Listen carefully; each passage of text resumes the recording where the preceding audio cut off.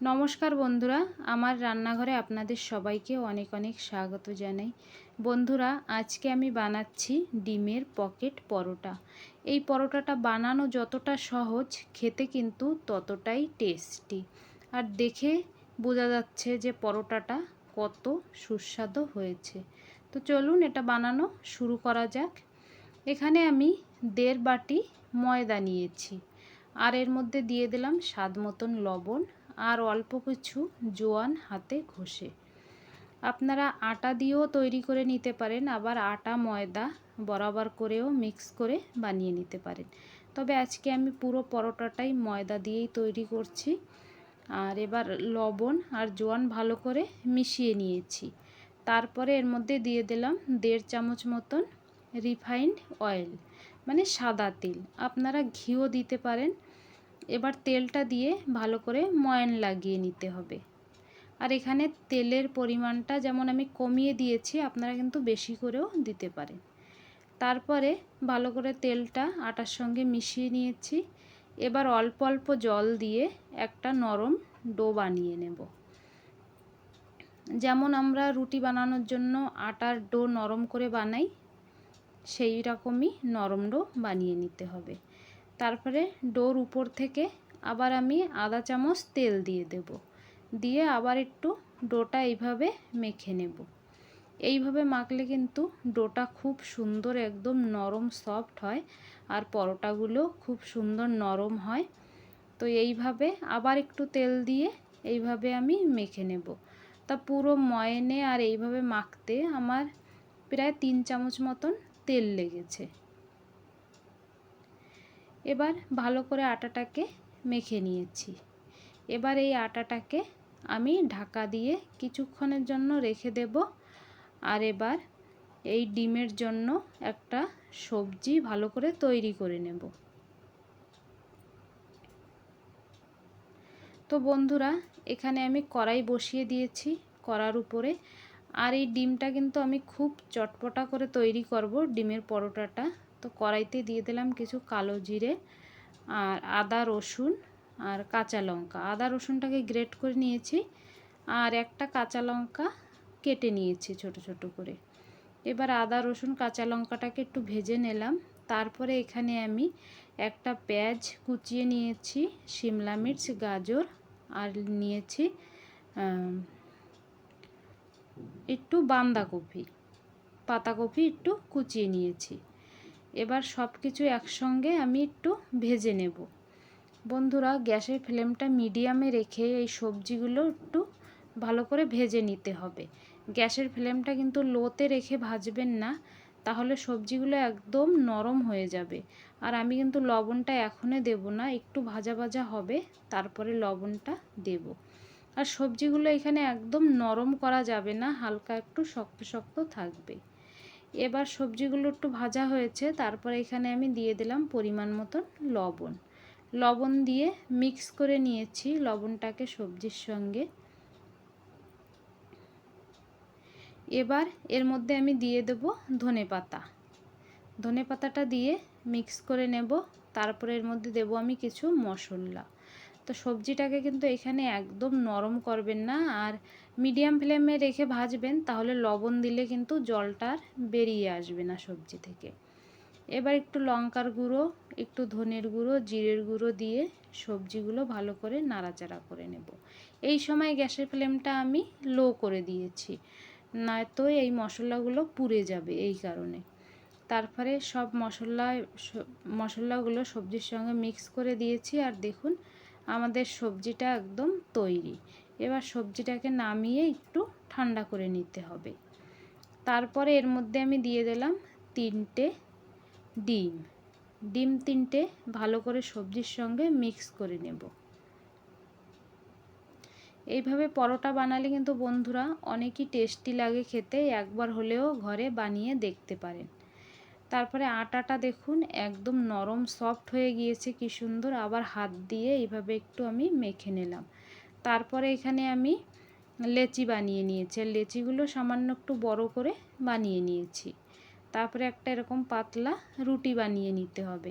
আর আমি চাক্কি বেলনিতে তেল লাগিয়ে রুটিটাকে বানিয়ে নিয়েছি। শুকনো আটা এখানে ব্যবহার করা যাবে না, তেল দিয়েই রুটিটাকে বেলে নিতে হবে। তারপরে একটু রুটির উপরে তেল ব্রাশ করে নিলাম, হালকা করে তেল ব্রাশ করে নিলেই হবে, কারণ এই তেল দিয়ে বেলে নিয়েছি আর ময়ানের সময় আটাটা মাখার সময় তেল দিয়েছি এই কারণে। তারপরে এইভাবে আবার ভাঁজ দিয়ে তেল লাগিয়ে এইভাবে ভাঁজ করে নিতে হবে। তারপরে পরোটাটাকে এইভাবে বেলে নিতে হবে 3 লেয়ারে। এইভাবে ঘুরিয়ে ঘুরিয়ে চেপে চেপে বেলবেন, দেখবেন পরোটাটা বেশ বড় হবে। এই দেখুন কত সুন্দর হয়েছে পরোটাটা বেলা। এবার এই পরোটাটাকে আমি আপনাদেরকে দেখাচ্ছি, দেখুন কতটা পাতলা হয়েছে আর লেয়ারগুলো কিন্তু দেখা যাচ্ছে। হ্যাঁ, এইভাবে সুন্দর করে পরোটাটাকে বেলে নিতে হবে। তারপরে এখানে আমি একটা লোহার তাওয়া বসিয়েছি। তাওয়াটা ভালো করে গরম হয়ে গেলে তার উপরে একটু সামান্য তেল ব্রাশ করে দিলাম। তারপরে পরোটাটাকে দিয়ে দিলাম আর পরোটাটাকে এখানে লো ফ্লেমে রেখে উল্টে পাল্টে ভেজে নিতে হবে। ধীরে ধীরে দেখুন পরোটাটার এই যেই লেয়ারগুলো খুলছে আর একদম একটা পকেটের মতন দেখা যাচ্ছে। দেখুন উপর নিচে দুপাশে দুটো পকেট হবে আর মাঝখানে যে লেয়ারটা এটা কিন্তু পুরোটাই আলাদা হয়ে যাবে। এই দেখুন এইভাবে। আর লো ফ্লেমে ভালো করে ভাজবেন, না হলে পরোটাটার কিন্তু ভিতরটা কাঁচা থেকে যাবে। এই কারণে যখন এরকম একটু ভাজা ভাজা হবে, এই যে পকেটগুলো দেখুন কি সুন্দর হয়েছে, একদম খুলে যাচ্ছে। এই পকেটের মধ্যে এই ডিমের গোলাটা নিয়ে এইভাবে চামচ দিয়ে ভালো করে দিয়ে দিতে হবে। প্রথমে একটু গরম ভাবটা বেরিয়ে আঙুলে লাগে, তারপরে একটু পরে আর এই ভাবটা কিন্তু লাগে না। তা প্রথমে আপনারা কিন্তু কিছু চিমটা দিয়ে চিমটা দিয়ে এই পকেটটা উঁচু করে নিতে পারেন। সামান্য একটু গরম ভাব লাগে প্রথমে। তারপরে ওই পাশটা পাল্টে দেব, দিয়ে ভিতর পাশটায় আবার ডিমের গোলাটা দিয়ে দেব। আর বন্ধুরা এই পরোটাটায় কিন্তু একটা পরোটায় প্রায় একটা ডিমের মতন লেগে যায়। মানে পরোটাটা খেতে বেশ ভালো লাগে। একটা পরোটা খেলেই কিন্তু বাচ্চাদের পেট ভরে যাবে, কারণ একটা পরোটায় পুরো একটা ডিম লাগে, একটা ডিমের বেশিও লাগে।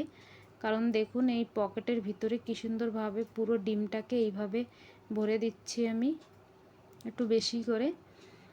দেখুন তিনো পাশে 3 লেয়ারে আমি ডিমটা দিয়ে দিয়েছি। এইভাবে একটু সময় রাখতে হবে। নিচেরটা যখন একটু ডিমটা শক্ত হয়ে যাবে, ভিতরে জমে যাবে, তখন ওইটাকে সাবধানে পাল্টে দিতে হবে। তারপরে এইভাবে তেল দিতে হবে, তেল দিয়ে উল্টে পাল্টে ভেজে নেব। এই সময় গ্যাসের ফ্লেমটা একটু মিডিয়ামও করে দিতে পারেন আপনারা, কারণ এই সময় কিন্তু পরোটাটা বেশ সিদ্ধ হয়ে গিয়েছে। এবার শুধু ভাজা ভাজা হবে ভালো করে।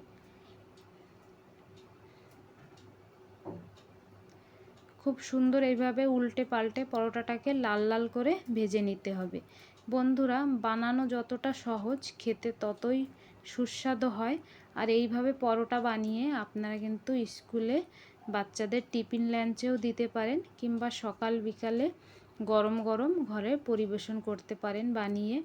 খেতে অসাধারণ লাগে, আমি বারবার বলছি, একবার হলেও আপনারা ঘরে বানিয়ে দেখতে পারেন। এই দেখুন কত সুন্দর হয়েছে আর পরোটাটা কি সুন্দর ফুলে একদম বড় হয়ে গিয়েছে বন্ধুরা। এইভাবে সবগুলো পরোটা আমি তৈরি করে নেব। আর বন্ধুরা আমার ভিডিওটা দেখে যদি আপনাদেরকে ভালো লাগে, ভিডিওটিকে লাইক করবেন, কমেন্ট করবেন আর চ্যানেলটিকে সাবস্ক্রাইব করে নেওয়ার অনুরোধ রইল আপনাদের কাছে। এবার এই পরোটা আমি আপনাদেরকে কেটে দেখাচ্ছি যে ভিতরটা কত সুন্দর হয়েছে। এই দেখুন। আর এই পরোটাটা আপনারা যে কোনো চাটনি বা সস দিয়ে সার্ভ করতে পারেন।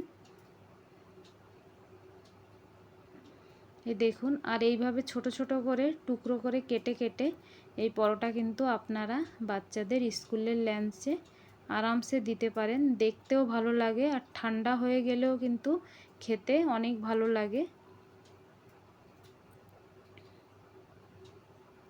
তো বন্ধুরা কমেন্ট করে কিন্তু নিশ্চয়ই জানাবেন আমার রেসিপিটা কেমন হয়েছে, আপনাদেরকে ভালো লেগেছে কি না। আর ঘরে একবার হলেও বানিয়ে দেখবেন। এই বর্ষার সময় এরকম পরোটা খেতে অনেক ভালো লাগে।